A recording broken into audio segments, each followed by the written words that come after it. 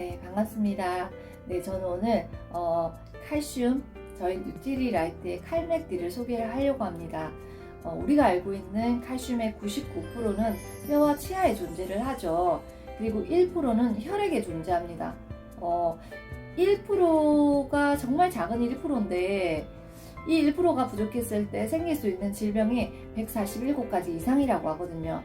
그래서 어떤 의사 선생님은 그렇게 말씀하시더라고요. 이 1%를 위해서 99%가 뼈에 저장이 되어 있다라고 말씀하시더라고요. 그만큼 너무너무 중요하고요. 칼슘이 하는 역할을 보게 되면 신경과 신경을 전달하는 물질입니다. 연결하는 물질이고요. 그리고 근육의 수축과 이완 운동을 하고요. 그리고 혈액 속에 약 알칼리를 유지하는 역할을 합니다. 우리가 물건을 잡을 때, 공을 발로 찰 때 수축과 이완 운동이죠. 그리고 우리 몸의 모든 장기와 근육은 수축과 이완 운동을 합니다. 특히 심장 같은 경우는 단 1분 1초도 쉬지 않고 수축과 이완 운동을 하거든요. 쉬면 안 되잖아요. 그죠? 근데 수축할 때 칼슘이 꼭 필요합니다. 수축할 때 칼슘이 꼭 필요한데 이 칼슘이 부족하게 되면 생명 유지를 할 수 없기 때문에 뼈에 가서 얼른 빼와야 됩니다. 그래서 부갑상선에서 파골세포에게 명령을 내리는 거죠. 빨리 가서 뼈에 가서 칼슘을 빼오라고 하면 뼈에 가서 칼슘을 빼와서 필요한데 얼른 쓰고 이 남는 게 자기 자리로 돌아가서 뼈에 착 붙으면 좋은데 칼슘이 그렇게 똑똑하지가 못하거든요. 혈관 속을 이렇게 떠돌아다니다가 여기저기 상처를 냅니다. 상처를 내기도 하고 칼슘은 콜레스테롤과 결합하는 성질을 가지고 있거든요. 콜레스테롤이 보면 가서 붙습니다. 착 붙고 착 붙다 보면 석회화가 된다고 하거든요. 이것을 악성 칼슘이라고도 합니다. 석회화가 되게 되면 어떻게 되죠? 딱딱해지죠. 그래서 동맥경화 들어보셨죠? 동맥경화를 유발하기도 하고요. 그리고 이렇게 딱딱하게 굳어있던 이 석회화되어 있던 이 칼슘 찌꺼기가 조금씩 떨어져 나가면서 혈전이라고 하거든요. 우리가 내로 가는 혈관을 막게 되면 뇌경색을 일으키게 하고요. 그리고 심장으로 가는 혈관을 막게 되면 심근경색을 유발하기도 합니다. 그러면서 우리 혈관 같은 경우는 이렇게 고무 호수처럼 되어 있거든요. 우리 어릴 때 물놀이 해보셨죠? 호수가 이렇게 비어 있잖아요. 깨끗한 상태에서는 심장에서 피를 보내줄 때 손끝 발끝까지 피를 쫙쫙 보내주려면 힘차게 움직여야 되죠. 멀리 있으니까 보내주는데 깨끗한 상태에서는 피가 고속도로 뚫린 것처럼 쫙 가지만 혈관 상태가 이렇게 찌꺼기가 끼어서 이렇게 통로가 좁아져 있어요. 피가 쉽게 지나갈 수 있을까요? 힘들죠. 그러다 보면 혈압이 오르기도 하고요. 그리고 심장에서 보통 정상적인 혈관 상태를 가진 사람은 그냥 정상적인 운동을 하지만 혈관 상태가 찌꺼기가 많이 껴서 통로가 좁거나 아니면 이렇게 석회화가 돼서 딱딱해지면 탄성이 없잖아요. 탄성이 없는 그런 혈관을 가진 그분의 심장 같은 경우는 더 힘차게 움직여야 돼요. 더 가열차게 운동을 해야만 피를 보내주는 거죠. 그러다 보면 심장에 무리를 일으키기도 하거든요. 그리고 이 칼슘 찌꺼기가 끼지 말아야 될 곳에 끼게 되면 또 문제를 일으킵니다. 연한 조직인 관절에 끼게 되면 관절염을 일으키고요. 그리고 오십견, 인대염, 건초염 들어보셨죠? 그리고 또 장기 중에서 문제를 일으키면 많이 들어보셨을 거예요. 요로결석, 담석. 그리고 뇌혈관에서 또 문제를 일으키게 되면 뇌졸중이라는 여러 가지 병들을 일으키게 됩니다. 그리고 칼슘은 아까 제가 혈액내를 약 알칼리로 유지한다고 했죠. 약 알칼리인 상태가 가장 좋은 환경인데 우리가 요즘 먹는 음식이 대부분 산성 음식이에요. 가공 음식이고 산성 음식이죠. 내가 먹는 음식에 의해서 내 혈액이 산화가 되는 거예요. 그러면서 스트레스를 받을 때도 그리고 내가 이렇게 말을 하면서 아니면 에너지를 만들면서 나오는 활성산소에 의해서도 산화가 되는 거죠. 계속 산화가 되고 있잖아요. 그런데 이것을 약 알칼리로 되돌려주는 역할을 하는 게 칼슘의 역할입니다. 유튜브에서 칼맥디 데몬이라고 치면 그 실험하는 게 나와 있거든요. 그거를 꼭 한번 보시면 너무 좋을 것 같고요. 우리는 혈액이 산성이 되게 되면 염증이 생기기 때문에 암이라든지 여러 가지 질병을 일으킬 확률이 굉장히 높아집니다. 실제로 암 환자들의 혈액을 검사했을 때 대부분 산성이라고 하더라고요.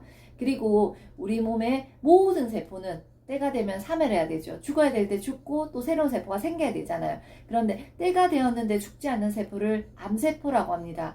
그런데 혈액 속에 어떤 단백질이 있는데 그 단백질은 그 세포의 사멸 시기를 결정해 준다고 하거든요. 그런데 이 단백질은 칼슘이 부족하면 그 역할을 할 수가 없다고 합니다. 그래서 칼슘이 부족하면 암에 걸릴 확률이 높아진다라는 이야기를 많이 들어보셨을 거예요. 네, 그래서 칼슘은 너무너무 중요하고 꼭 먹어야 되는 건데 어떤 걸 먹어야 되느냐, 우리 시중에 보시면 칼슘제가 많이 다양하게 나와 있어요. 많이 보시는 게 탄산칼슘 들어보셨을 거고, 구연산칼슘도 들어보셨을 거고, 해조칼슘도 들어보셨을 거예요. 자, 쉽게 구입할 수 있는 쉽게 볼 수 있고 구입할 수 있는 가격이 저렴한 칼슘이 탄산칼슘입니다. 우리가 나는 칼슘을 먹었는데 소화가 안 되고 가스가 차고 더부룩해 하시는 분들이 드시는 칼슘을 보게 되면 대부분은 탄산칼슘이거든요. 탄산칼슘은 흡수율이 굉장히 낮습니다. 25%, 4%에서 25%라고 하는데 흡수율이 낮기 때문에 아까 그랬죠. 제가 그 칼슘이 흡수가 되지 못하고 돌아다니다 보면 장기 중에 또 문제를 일으키게 된다고. 그래서 유튜브에서 제가 이제 탄산칼슘을 막 검색하다 보면 오히려 탄산칼슘 먹지 마라 하시는 선생님들 굉장히 많더라고요. 흡수가 되지 않으면 오히려 몸에서 여러 가지 부작용을 일으키게 되거든요. 그리고 얘는 원료 자체가 석유에서 만든 가공식품이죠. 그래서 이것을 보완해서 나온 게 구연산 칼슘입니다. 구연산 칼슘은 흡수율이 조금 더 높아요. 하지만 원료는 똑같습니다. 그리고 제가 오늘 소개시켜드릴 저희 뉴트리라이트의 칼맥디 해조칼슘이고요. 해조칼슘은 천연칼슘이에요. 천연칼슘이고요. 흡수율이 25%에서 65% 이상이 된다고 합니다. 그리고 해조칼슘 시중에 나와 있는데 해조칼슘이라고 해서 다 똑같은 건 아니거든요. 우리가 굴이라든지 조개를 먹을 때 양식도 있고 자연산도 있죠. 그래서 원료의 차이가 있다고 보시면 될 것 같고요. 해조칼슘은 저희 이제 뉴트리라이트 유튜브에서 아마 칼맥디 영상을 치게 되면, 뉴트리라이트 칼맥디 치게 되면 우리 이제 뉴트리라이트가 어떻게 채취해서 만들어지는 과정이 쫙 나와 있어요. 영상이 너무너무 잘 되어 있거든요. 꼭 한번 이거 한번 보셨으면 좋을 것 같고, 칼맥디는 말 그대로 칼슘과 마그네슘과 비타민 D가 같이 들어있는 겁니다. 칼슘은 제가 아까 그랬죠. 똑똑하지가 못하다고요. 혼자서 흡수가 못 돼요. 그래서 혼자서 돌아다닙니다. 그런데 이 비타민 D라는 아이가 딱 가서 손을 딱 잡고 가서 세포 속에 넣어주는 역할을 하는 게 비타민 D예요. 그리고 마그네슘은, 칼슘과 마그네슘은 성격이 완전 반대지만 서로 짝꿍이에요. 심장이 이렇게 수축과 이완 운동을 할 때, 수축할 때 칼슘이 필요하고 이완할 때 마그네슘이 필요하거든요. 그리고 칼슘이 이렇게 다니다가 쌓이려고 하면 쌓이지 못하게 막아주는 역할을 하는 것도 마그네슘입니다. 그래서 이렇게 같이 들어있는 같이 들어있는 제품을 드셔야 되고요. 칼슘이 저희 이제 칼맥디인데, 칼슘 같은 경우는 원료가 그 퓨르드 해안의 아이슬란드에 있어요. 심해서 가장 깊은 곳에 있는 그런 그 무공해 자연석회화된 산호조류에서 친환경적으로 채취를 한 거예요. 그래서 가공한 거고요. 그리고 거기에 들어가는 마그네슘도 깨끗한 바닷물과 석회석에서 찾아낸 마그네슘을 사용을 했고요.